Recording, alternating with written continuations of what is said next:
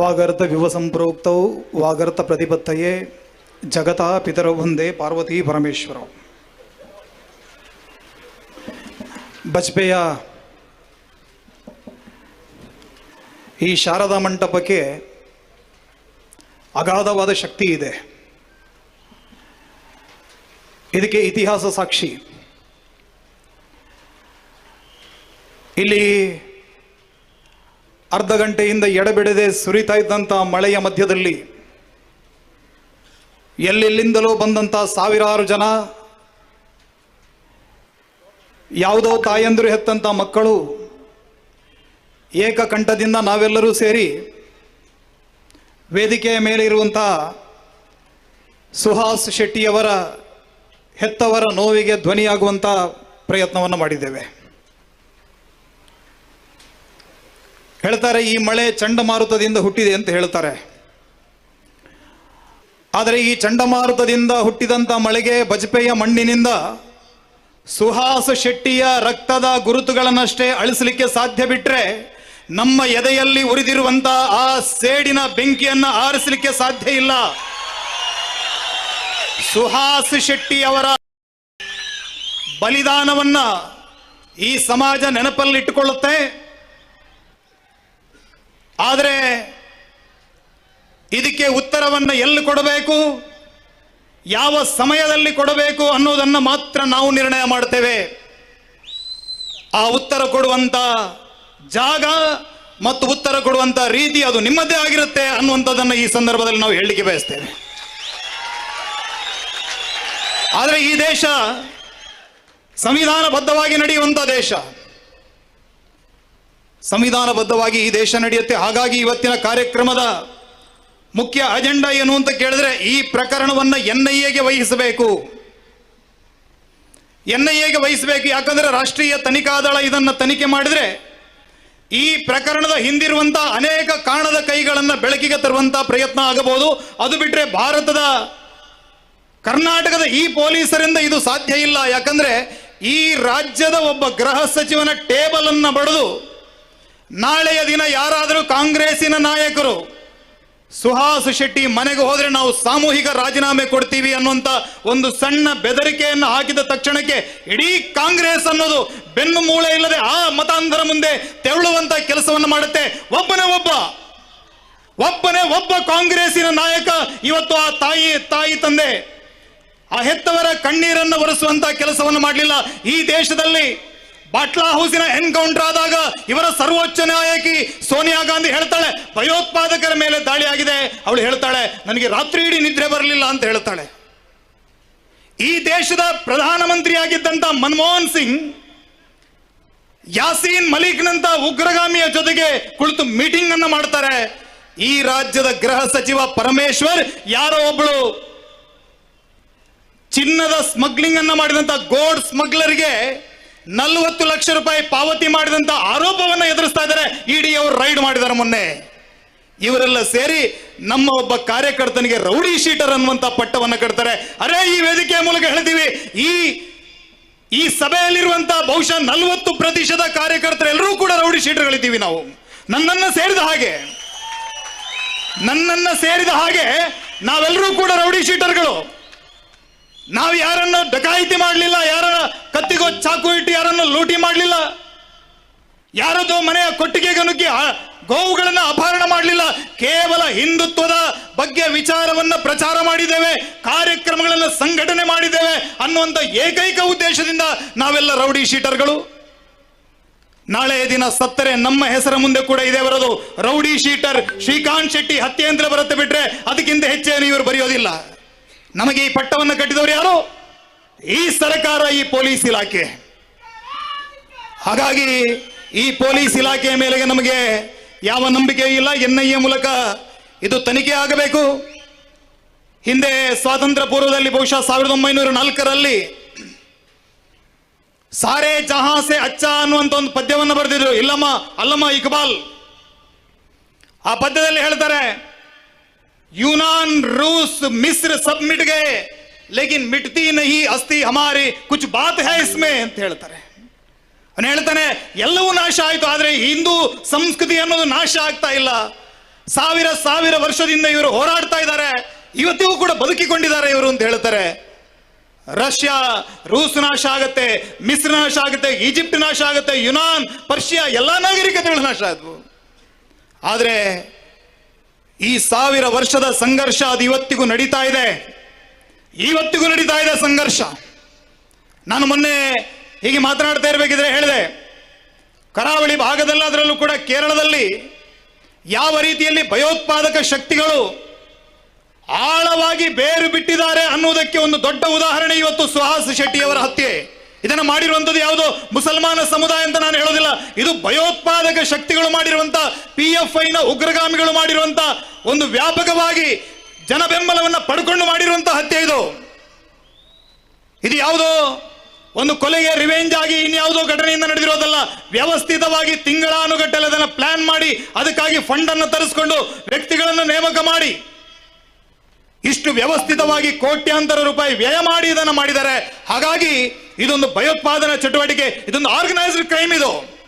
ಇದನ್ನು UAPA ಅಡಿಯಲ್ಲಿ ಇದಕ್ಕೆ ಪ್ರಕರಣ ದಾಖಲಾಗಬೇಕಿತ್ತು. ಕರ್ನಾಟಕದಲ್ಲಾದ್ರೆ ಕೋಕಾ ಆಕ್ಟ್ ಅಡಿಯಲ್ಲಿ ಪ್ರಕರಣ ದಾಖಲಾಗಬೇಕಾಗಿತ್ತು. ಆದರೆ ಇದು ಯಾವುದನ್ನು ಕೂಡ ಮಾಡದೆ ಒಂದು ಸಾಮಾನ್ಯ ಕೊಲೆ ಅನ್ನುವ ರೀತಿಯಲ್ಲಿ ಇದನ್ನು ಪರಿಗಣಿಸಿ ಈ ಪ್ರಕರಣವನ್ನು ಮುಚ್ಚುಹಾಕುವಂತಹ ಪ್ರಯತ್ನವನ್ನು ಮಾಡಿದರು. ನಾನು ಇವತ್ತು ಇಲ್ಲಿ ಬರುವುದಕ್ಕಿಂತ ಮೊದಲು ಒಬ್ಬರು ಪತ್ರಕರ್ತರ ಹತ್ರ ಮಾತನಾಡ್ತಾ ಇದ್ದೆ. ನಾನು ಹೇಳಿದೆ, ಅನೇಕ ಆರೋಪಗಳಿದು ನೆರೇಷನ್ ಕ್ರಿಯೇಟ್ ಮಾಡಿದ್ದಾರೆ. ಕರಾವಳಿ ಅಂದ್ರೆ ಹಿಂದುತ್ವದ ಪ್ರಯೋಗಶಾಲೆ. ಮೊನ್ನೆ ರಾಮಲಿಂಗಾರೆಡ್ಡಿ ಹೇಳ್ತಾರೆ, ಅಲ್ಲೆಲ್ಲ ಮಾಮೂಲಿ, ಮಂಗಳೂರಲ್ಲಿ ಮಾಮೂಲಿ, ಅವರು ಇವರನ್ನು ಕೊಲ್ತಾರೆ, ಇವರು ಅವರನ್ನು ಕೊಲ್ತಾರೆ, ಇದೆಲ್ಲ ಆಗ್ತಾ ಇರತ್ತೆ ಅಂತ ಹೇಳಿದ್ರು.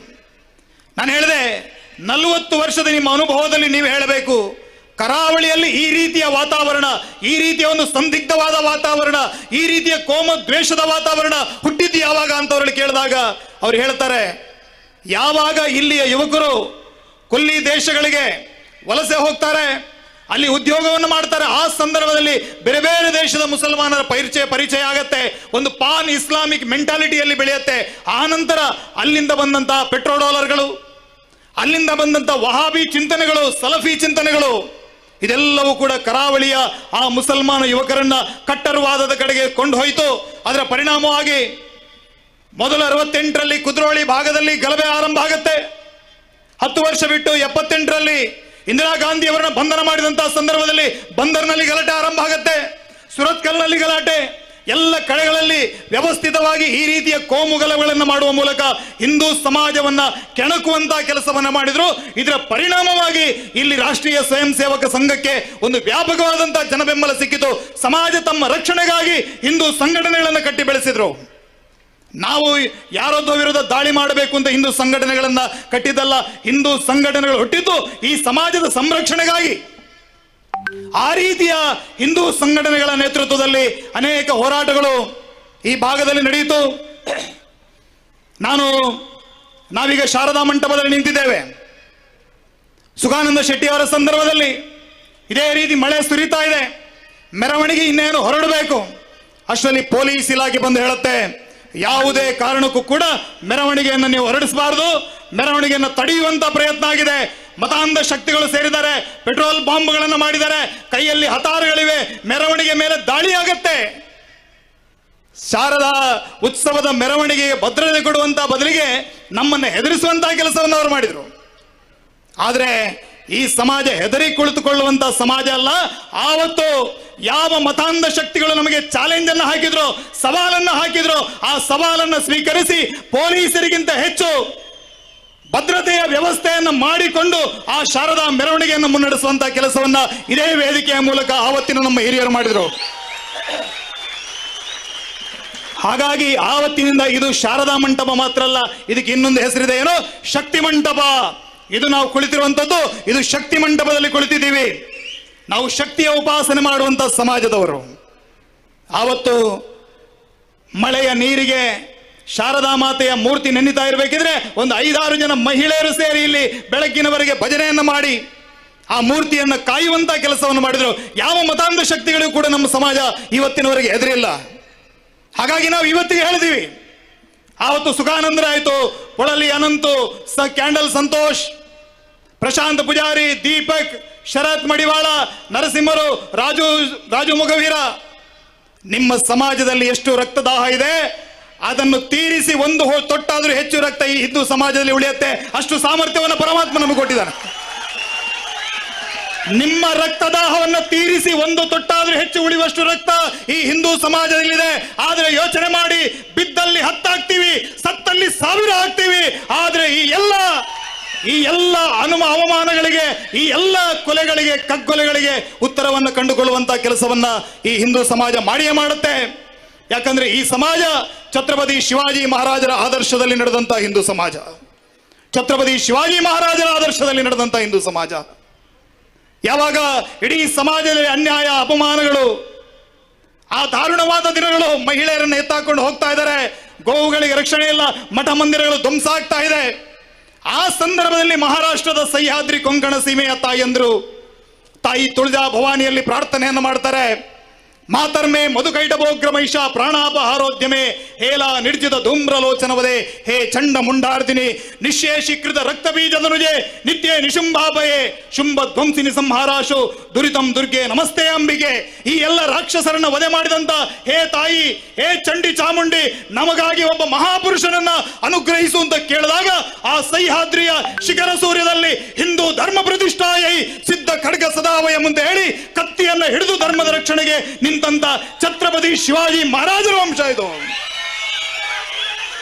ಆ ಛತ್ರಪತಿ ಶಿವಾಜಿ ಮಹಾರಾಜರ ಆದರ್ಶ, ಆ ಛತ್ರಪತಿ ಶಿವಾಜಿ ಮಹಾರಾಜರ ಅನುಶಾಸನದಲ್ಲಿ ಈ ಸಮಾಜ ನಡೆಯುತ್ತೆ.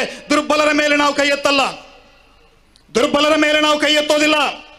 ಆದರೆ ಅಹಿಂಸಾ ಪರಮೋ ಧರ್ಮ, ಧರ್ಮ ಹಿಂಸಾ ತದೈವಚ. ಧರ್ಮಕ್ಕೆ ಧಕ್ಕೆ ಆದರೆ, ಧರ್ಮಕ್ಕೆ ಗ್ಲಾನಿಯಾದ್ರೆ ಪ್ರತಿರೋಧದ ದಾರಿಗೂ ಕೂಡ ಈ ಸಮಾಜ ಸಿದ್ಧವಾಗಿದೆ ಅನ್ನುವಂತ ಮಾತನ್ನು ಹೇಳ್ತಾ ಇದನ್ನ ಹೇಳಿದ್ರು. ಇದು ಹಿಂದುತ್ವದ ಪ್ರಯೋಗಶಾಲೆ ಅಂತ ಹೇಳಿದ್ರು. ಇದು ಹಿಂದುತ್ವದ ಪ್ರಯೋಗಶಾಲೆ ಆಗದೇ ಇರುತ್ತಿದ್ರೆ ಇದು ಇಷ್ಟೊತ್ತಿಗೆ ಭಯೋತ್ಪಾದಕರ ಪ್ರಯೋಗಶಾಲೆ ಆಗಿರ್ತಿತ್ತು. ಇದು ಭಯೋತ್ಪಾದಕರ ಪ್ರಯೋಗಶಾಲೆ ಆಗಿರ್ತಿತ್ತು.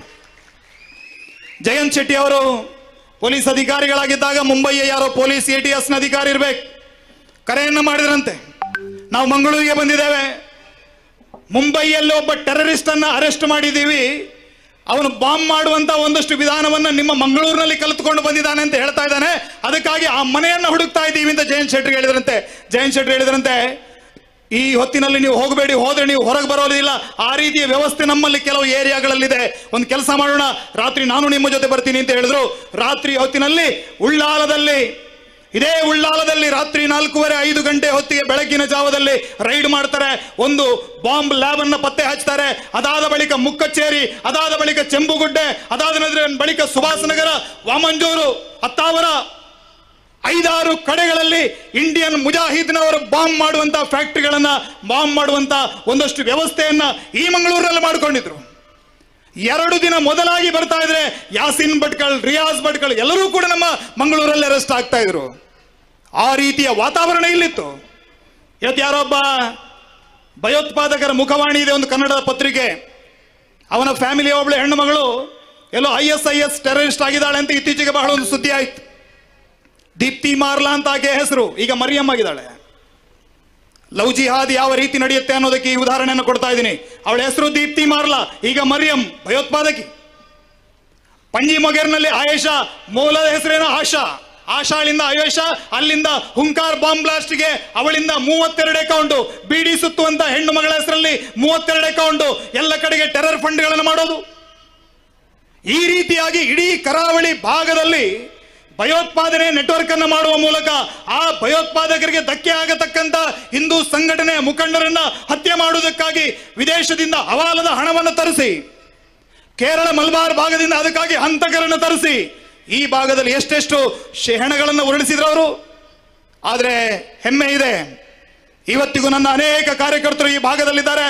ಎಲ್ಲೋ ಬೈಕಲ್ಲಿ ಓಡಾಡೋಡು, ಯಾವ ಭದ್ರತೆ ಇಲ್ಲ, ಆದ್ರೆ ಹೆಮ್ಮೆಯಿಂದ ತಲೆಯ ಮೇಲೆ ಆ ಕೇಸರಿಯನ್ನು ಧರಿಸಿಕೊಂಡು ಇವತ್ತಿಗೂ ಸಿಂಹಗಳಾಗಿ ಗರ್ಜಿಸ್ತಾ ತಮ್ಮ ಊರಿನಲ್ಲಿ ಹಿಂದುತ್ವದ ಪತಾಕೆಯನ್ನು ಎತ್ತಿಡ್ಕೊಂಡಿದ್ದಾರೆ. ಯಾವ ಸ್ವಾರ್ಥಕ್ಕಾಗಿನೂ ಅಲ್ಲ, ಅವರಿಗೇನು ಎಲೆಕ್ಷನ್ ನಿಲ್ಲೋದಿಕ್ಕೂ ಇಲ್ಲ, ಅವರಿಗೇನು ರಾಜಕೀಯ ಆಕಾಂಕ್ಷೆಗಳಿಲ್ಲ. ಆದರೂ ಕೂಡ ನನ್ನ ಧರ್ಮ, ನನ್ನ ದೇಶ, ನನ್ನ ಸಮಾಜ ಉಳಿಬೇಕು ಅನ್ನುವಂಥ ಕಾಳಜಿಯಿಂದ ಆ ಭಗವಧ್ವಜದ ಅಡಿಯಲ್ಲಿ ಅವರೆಲ್ಲರೂ ಕೆಲಸವನ್ನು ಮಾಡ್ತಾ ಇದ್ದಾರೆ. ಈ ಕೆಲಸ ಮಾಡತಕ್ಕಂಥ ಈ ಎಲ್ಲ ಆ ಹಿಂದೂ ಕಾರ್ಯಕರ್ತರ ಪರಿಣಾಮವಾಗಿ ಇವತ್ತು ಮಂಗಳೂರಾಗಿ ಉಳಿದಿದೆ. ಸುಹಾಸ್ ಶೆಟ್ಟಿ ಅವರಂತ ಅನೇಕ ಯುವಕರು ಈ ಎಲ್ಲ ಅಪಾಯಗಳನ್ನು ಮೈ ಮೇಲೆ ಎಳೆದುಕೊಂಡು ಕೆಲಸವನ್ನು ಮಾಡ್ತಾ ಇದ್ದಾರೆ. ಆ ಎಲ್ಲ ಕಾರ್ಯಕರ್ತರಿಗೆ ಧೈರ್ಯವನ್ನು ತುಂಬುವುದಕ್ಕಾಗಿ ನಾವಿವತ್ತು ಸಾವಿರಾರು ಸಂಖ್ಯೆಯಲ್ಲಿ ಸೇರಿದ್ದೇವೆ. ಸುಹಾಸ್ ಶೆಟ್ಟಿಯ ರೀತಿಯಲ್ಲಿ ಮುಂದಿನ ದಿನದಲ್ಲಿ ಯಾವುದೇ ಒಬ್ಬ ಅಮಾಯಕನ ಯುವಕರ ಹತ್ಯೆ ಈ ನೆಲದಲ್ಲಿ ಆಗಬಾರದು. ಯಾವುದೇ ತಂದೆ ತಾಯಿ ಈ ರೀತಿಯ ವೇದಿಕೆಯಲ್ಲಿ ಮುಖವನ್ನ ಈ ರೀತಿ ದುಃಖದಲ್ಲಿ ಕುಳಿತುಕೊಳ್ಳುವಂತಹ ಸ್ಥಿತಿ ನಿರ್ಮಾಣ ಆಗಬಾರದು. ಅದಕ್ಕಾಗಿ ಇದಕ್ಕೊಂದು ಪೂರ್ಣ ವಿರಾಮವನ್ನು ಹಾಕಬೇಕು. ಆ ಉತ್ತರವನ್ನ ಕಂಡುಕೊಳ್ಳುವುದಕ್ಕಾಗಿ ನಾವೆಲ್ಲರೂ ಇಲ್ಲಿ ಬಂದು ಸೇರಿದ್ದೇವೆ. PFI ಉಗ್ರಗಾಮಿ ಸಂಘಟನೆಯ ಬಗ್ಗೆ ನಾವೆಲ್ಲ ಈ ಹಿಂದೆ ಬಹಳ ಅದನ್ನ ಒಂದು ರೀತಿಯಲ್ಲಿ ಅದನ್ನ ಅಂಡರ್ ಎಸ್ಟಿಮೇಟ್ ಮಾಡಿದೆವು. PFI ಅಂದ್ರೆ ಏನು ಅಂತ. ಆದರೆ 1906ರಲ್ಲಿ ಮುಸ್ಲಿಂ ಲೀಗಿನ ರಚನೆ ಆಗತ್ತೆ. 1906ರಲ್ಲಿ ಮುಸ್ಲಿಂ ಲೀಗ್ ರಚನೆ ಆಗತ್ತೆ. 1947ಕ್ಕೆ ಉತ್ತರದಲ್ಲಿ ಒಂದು ಭಾಗವನ್ನ ಭಾರತದಿಂದ ಪ್ರತ್ಯೇಕ ಮಾಡಿ ಒಂದು ಇಸ್ಲಾಮಿಕ್ ಸ್ಟೇಟ್ ಅನ್ನ ಮಾಡ್ತಾರೆ. ಅದನ್ನ ಇವತ್ತು ಪಾಕಿಸ್ತಾನ ಅಂತ ಕರಿತೀವಿ ನಾವು. ಆದ್ರೆ 2006ರಲ್ಲಿ ಈ ಪಾಪ್ಯುಲರ್ ಫ್ರಂಟ್ ಆಫ್ ಇಂಡಿಯಾ ರಚನೆ ಆಗತ್ತೆ. ತಮಿಳುನಾಡಿನ ಮನಿತಾ ನೀತಿ ಪಸರೈ ಅನ್ನುವಂತ ಒಂದು ಸಂಘಟನೆ, ಕೇರಳದ ನ್ಯಾಷನಲ್ ಡೆವಲಪ್ಮೆಂಟ್ ಫ್ರಂಟ್ ಅನ್ನುವಂತ NDF ಇನ್ನೊಂದು ಸಂಘಟನೆ, ಯಾರು ಮರಾಡಿನಲ್ಲಿ 8 ಹಿಂದೂಗಳನ್ನ ಹತ್ಯೆಕಾಂಡ ಮಾಡಿದ್ರು ಆ NDF, ಕರ್ನಾಟಕದಲ್ಲಿ ಕರ್ನಾಟಕ ಫಾರಂ ಫಾರ್ ಡಿಗ್ನಿಟಿ ಅನ್ನುವಂತ KFD ಅನ್ನುವಂತ ಸಂಘಟನೆ, ಯಾರು ವಿಘ್ನೇಶ್, ಯಾರು ಸುಧೀರ್ ಅನ್ನುವಂತ ಹುಡುಗರನ್ನ ಅಪಹರಣ ಮಾಡಿ ಹತ್ಯೆ ಮಾಡುವಂತ ಕೆಲಸವನ್ನು ಮಾಡಿದ್ರು. ಈ ಭಾಗದಲ್ಲಿ ಅನೇಕ ಕಮ್ಯುನಲ್ ಮರ್ಡರ್ಸ್ ಗಳನ್ನ ಟಾರ್ಗೆಟ್ ಕಿಲ್ಲಿಂಗ್ ಅನ್ನು ಮಾಡಿದ್ರು ಆ KFD. ಈ 3 ಸಂಘಟನೆಗಳು ದಕ್ಷಿಣದಲ್ಲಿ ಸೇರಿದ್ರೆ ಉತ್ತರ ಭಾರತದ ಕೆಲವು ಸಂಘಟನೆ ಸೇರಿ ಒಂದು ಭಾರತದ ಮಟ್ಟದಲ್ಲಿ ಒಂದು ಸಂಘಟನೆಯನ್ನು ಕಟ್ತಾರೆ. ಹೇಳ್ತಾರೆ 2047ಕ್ಕೆ ನಾವು ಇಡೀ ಭಾರತವನ್ನು ಇಸ್ಲಾಮೀಕರಣಗೊಳಿಸ್ತೀವಿ. ಇದವರ ಘೋಷಣೆ. ಬಿಹಾರದಲ್ಲಿ ಒಬ್ಬ ರಿಟೈರ್ಡ್ ಪೊಲೀಸ್ ಆಫೀಸರ್ ಜಲಾಲುದ್ದೀನ್ ಅನ್ನೋನನ್ನ ಅರೆಸ್ಟ್ ಮಾಡ್ತಾರೆ. ಅವನ ಮನೆಯಲ್ಲಿ ಒಂದಷ್ಟು ಕರಪತ್ರಗಳು, ಒಂದಷ್ಟು ಮ್ಯಾನುವಲ್ಸ್ಗಳು ಸಿಗ್ತವೆ. ಅದರಲ್ಲಿ ಅವರ ಕಾರ್ಯಸೂಚಿ ಇದೆ. ಅವರ ಉದ್ದೇಶ ಏನು ಅನ್ನೋದನ್ನು ಬರೆದಿದ್ರು ನೋಡಿ. ರಿಟೈರ್ಡ್ ಪೊಲೀಸ್ ಅಧಿಕಾರಿಗಳು ಕೇರಳದಲ್ಲಿ ಕೂಡ PFIಗೆ ಅನೇಕ ತರಬೇತಿಗಳನ್ನು ಕೊಟ್ಟವರು ಮುಸ್ಲಿಂ ರಿಟೈರ್ಡ್ ಪೊಲೀಸ್ ಆಫೀಸರ್ಗಳು. ಹಾಗಾಗಿ ನಾವು ಹೇಳ್ತೀವಿ ಈ ಪ್ರಕರಣದಲ್ಲಿ ಕೂಡ ಒಬ್ಬ ವ್ಯಕ್ತಿ ಇದ್ದಾನೆ, ಅವನ ಮೇಲೆ ತನಿಖೆ ಆಗಬೇಕು, ಅವನನ್ನು ತನಿಖೆಗೆ ಒಳಪಡಿಸಬೇಕು.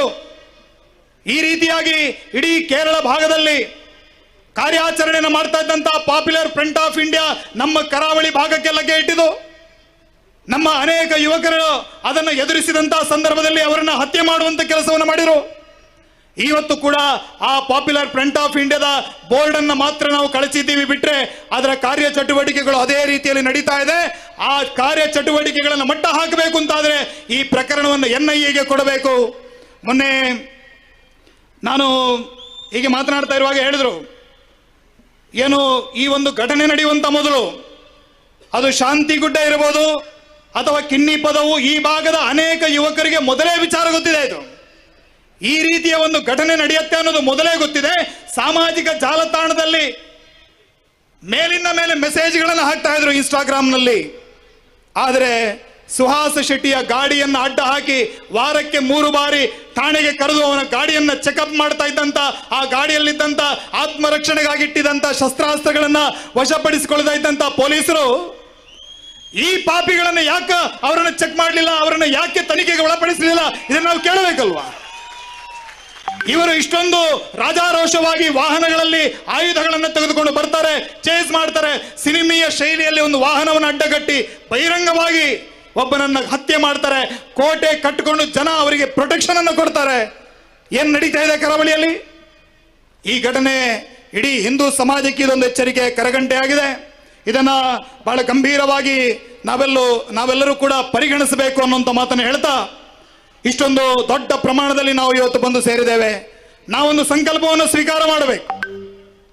ನಮ್ಮ ಸಂಕಲ್ಪ ಏನು ಅಂತ ಕೇಳಿದ್ರೆ, ಯಾರೋ ನಮ್ಮ ವಿರೋಧಿಗಳು ಸುಹಾಸ್ ಶೆಟ್ಟಿ ಇರ್ಬೋದು, ಯಾವುದೇ ಹಿಂದೂ ಕಾರ್ಯಕರ್ತನನ್ನ ನಾಳೆಯ ದಿನ ಅವನು ರೌಡಿ ಶೀಟರ್ ಆಗಿದ್ದ, ಅವನು ಗ್ಯಾಂಗ್ಸ್ಟಾರ್ ಆಗಿದ್ದ ಅನ್ನುವಂಥ ಮಾತನ್ನು ಹೇಳಬಹುದು. ಆದರೆ ನಮ್ಮ ಸಮಾಜ, ಯಾವ ಈ ಹಿಂದೂ ಸಮಾಜ ಇದೆ, ಈ ಹಿಂದೂ ಸಮಾಜ ಅವರನ್ನು ಬಲವಾಗಿ ಬೆಂಬಲಿಸಬೇಕು.